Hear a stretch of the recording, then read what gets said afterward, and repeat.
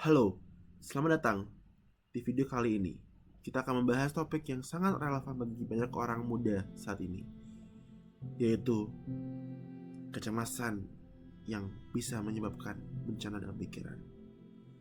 Khususnya bagi mahasiswa dan mereka yang sedang bertransisi dari dunia pendidikan ke dunia pekerja. Banyak dari kita yang sering merasa cemas, terutama ketika menghadapi tekanan besar dari studi atau memasuki dunia kerja yang penuh ketidakpastian. Tapi, apakah kita tahu sejauh mana kecemasan ini mempengaruhi kita? Mari kita cari tahu bersama. Apa itu kecemasan? Kecemasan adalah reaksi alami tubuh terhadap stres atau ketegangan. Ini adalah perasaan yang membuat kita merasa khawatir atau takut tentang masa depan. Namun, ketika kecemasan ini menjadi berlebihan atau berlarut-larut, ia bisa berkembang menjadi gangguan kecemasan yang lebih serius. Pada mahasiswa dan pemuda yang sedang memasuki dunia kerja, kecemasan ini seringkali berhubungan dengan banyak hal, seperti ujian, pencapaian akademis, atau bahkan pekerjaan pertama mereka.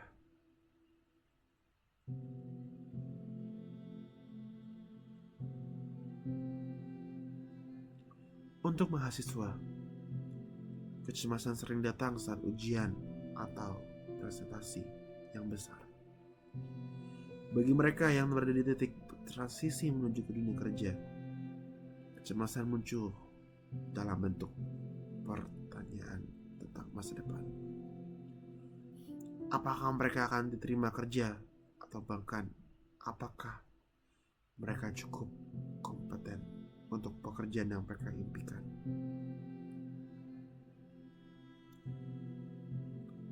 Berikut adalah dampak kecemasan pada mahasiswa dan pemuda.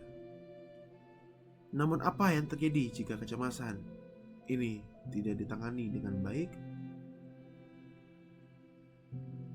Kecemasan yang berlarut-larut bisa mempengaruhi banyak aspek kehidupan seseorang, terutama pada mahasiswa dan pemuda yang sedang berada di titik transisi ini. Pertama, kecemasan bisa mengganggu konsentrasi dan kualitas belajar. Mahasiswa yang merasa cemas tentang ujian atau tugas mungkin kesulitan fokus dan akhirnya menurunkan kinerja mereka. Kedua, kecemasan dapat menyebabkan gangguan tidur. Kurang tidur akan semakin memperburuk kondisi mental seseorang dan ini menjadi siklus yang sulit dihentikan.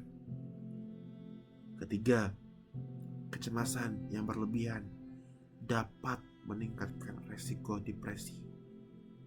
Karena orang yang cemas berlebihan cenderung merasa terisolasi dan tidak mampu mengatasi tantangan hidup mereka.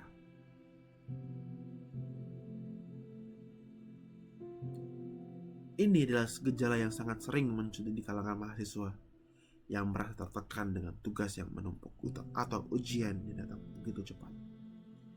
Begitu juga dengan mereka yang baru memasuki dunia kerja.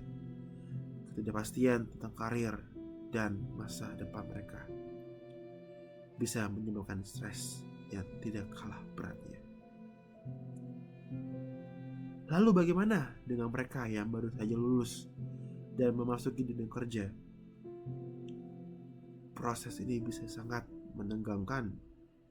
Banyak yang merasa cemas, apakah mereka cukup terampil?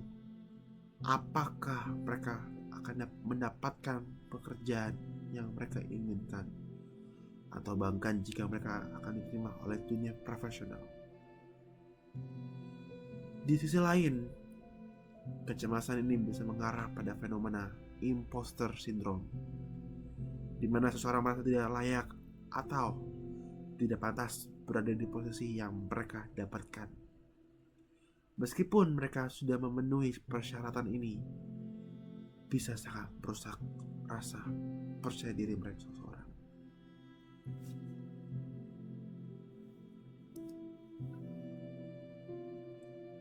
Bagi banyak orang muda, kecemasan tentang pekerjaan pertama ini bisa mengarah pada rasa tidak puas diri, rasa tidak siap, bahkan meragukan kemampuan diri sendiri.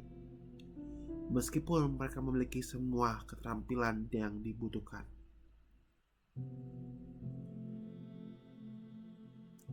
tentu saja tidak ada yang ingin merasa terperangkap dalam kecemasan yang berlebihan.